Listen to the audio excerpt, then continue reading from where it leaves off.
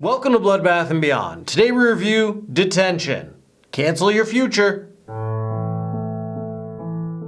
Directed by Joseph Kahn, starring Peeta from The Hunger Games, also known as Josh Hutcherson, Shanley Caswell, Spencer Locke, and Dane Cook. This movie is a wild ride, and the synopsis on IMDb is nothing like the movie. However, I will read it verbatim so that you know how bullshit it is. As a copycat killer named after a movie villain, Cinderhella stalks a student body at Grizzly Lake High School, a group of co-eds band together to survive while serving detention. I can tell you with certainty that that is not what this movie is about. Well, there is somebody that wants to kill someone else. It's not like a slasher movie in any sense, and it's impossible to actually tell you what this movie is about. Some kids in a high school, time travel is involved, slashers are involved, and bears are involved. Also UFOs too. This was a movie recommended by our biggest supporter on Patreon, Deke. It's been almost a year of his support, and he's like, I've been sitting on this one. I'm really nervous that you guys are gonna rip it. Well, Deke, we see that. We will review this how we should review this. Thank you for your support. What do we like? First and foremost, this has easily the best title sequence of any movie that I've probably ever seen. Or at least it's up there. It's in the top 5. The visual effects that this film uses, not only with the title sequences, but how they play out the texting conversations, just the rotoscoping alone is ridiculously good. It's insane. It's just so crazy. And so very well done. Along with the cinematography as well. The cinematography in this movie is just bananas. There's a lot of dolly zooms, there's a lot of long takes. Everything looks clean and sharp, and the editing is so concise. It's very much like Scott Pilgrim in how it's shot, how it's paced, and how the characters are built up and interacting with the universe itself. While we were watching it, I was thinking like this seems like almost a music video based on like some of the way that the lighting is and the cinematography. And I went and looked at Joseph Kahn, the director and the writer.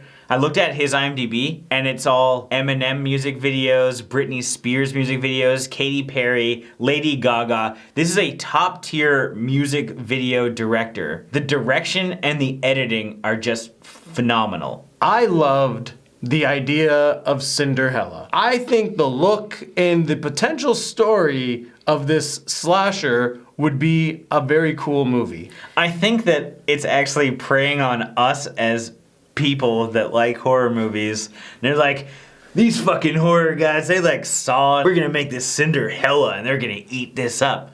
You're goddamn right we will. Which brings me to what little horror aspect we have in this film. It was well executed. The kills were very well done, and the gore that we did get to see was nice. And I think that if there was more of that spread out, this would be appreciated more by horror fans. I enjoyed our characters. I think everyone in this movie played their role perfectly. Riley was an excellent lead. She did a great job. I thought she was hilarious. And I think most of the characters were the right kind of awkward. Because this is more of a comedy, there's never any dialogue that I thought like seemed out of place. There were certainly elements of the movie that seemed out of place. But as far as the characters are concerned, I think everybody did a great job. I, for one, really enjoyed all the 90s references that was going on. They were saying phrases that I haven't heard in years. Eat my shorts, jerk! Quit being a space cadet. You're all that in a bag of chips. In general, I'm gonna have to say that I enjoyed the first 45 minutes of this movie. So let's move on to our dislikes. The last 45 minutes of this movie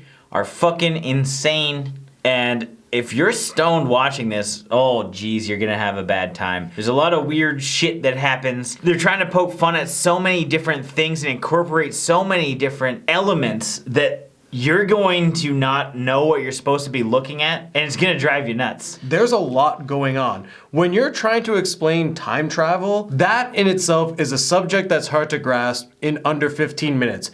And they're throwing in character development, explanations for time travel, explanations for murder, explanation for jokes, explanations for stuff that you saw somewhere like 10 minutes into the movie. Like, it's a lot to take in. Because of the crunch time, it's going way too fast for you to absorb all this information. It's like every frame has something that you need to try and intake. And as a viewer, it's just overwhelming. They could have taken out so many elements of this movie and it would have been way more enjoyable. When one of the characters starts puking acid and is like a fly kind of person, that's when you're like, okay. I have fly blood in my veins. It's like watching an episode of Family Guy. Peter is telling a story and then you're seeing the flashbacks as it happens. When one character has something in their past, we get a 10-minute segment explaining their past.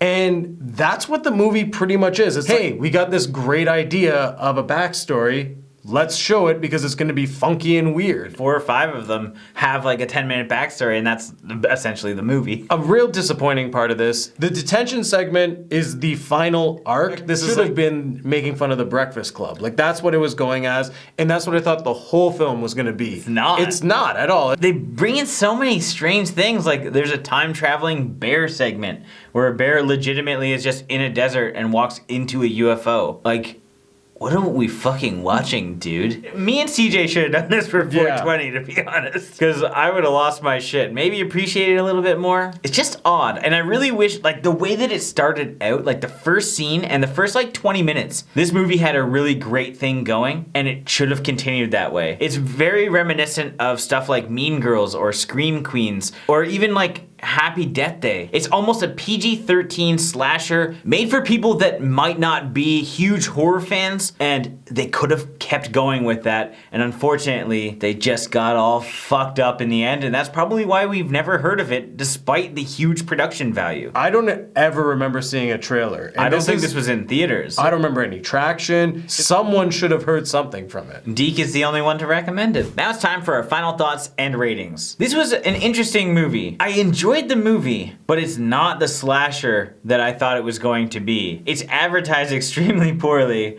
and it has some wild scenes that I think if they removed them, it would have been a cooler movie. It had a really good thing going, the acting was great, the cinematography and editing, and just the whole look was just absolutely amazing. Yet, because the story is so all over the place, I had a hard time connecting with what the hell is actually going on. If this stuck with what it was going for, it would have been a better movie, but it's still not a bad movie. You can probably check it out, especially if you're doing drugs. I'm not recommending that you do drugs, I'm just saying if you already do drugs.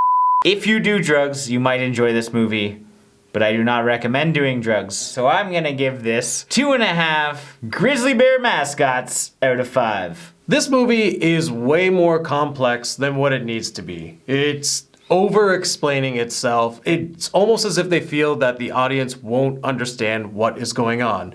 And in doing so, they actually confuse the audience. But overall, it's actually not a bad film, but it's definitely not a horror film. There's slasher elements to it, but it's definitely more a comedy than anything else. I do, however, have to give credit to how it was shot and how it was presented, because this is visually a very nice film, but story-wise, it's just too much. But this is something still worth checking out. So with that being said, I'd give this film 2 grade fake outs out of 5. As always, thank you for watching. Like this video and comment below with your thoughts on the film if you've seen it. If you haven't and you do want to check it out, there are links in the description where you can find it. And if you want the opportunity to recommend something for us to review, we have lots of different Patreon rewards. Links are also in the description. And if this is your first time here, make sure you subscribe to the channel, stay updated with everything Bloodbath and beyond.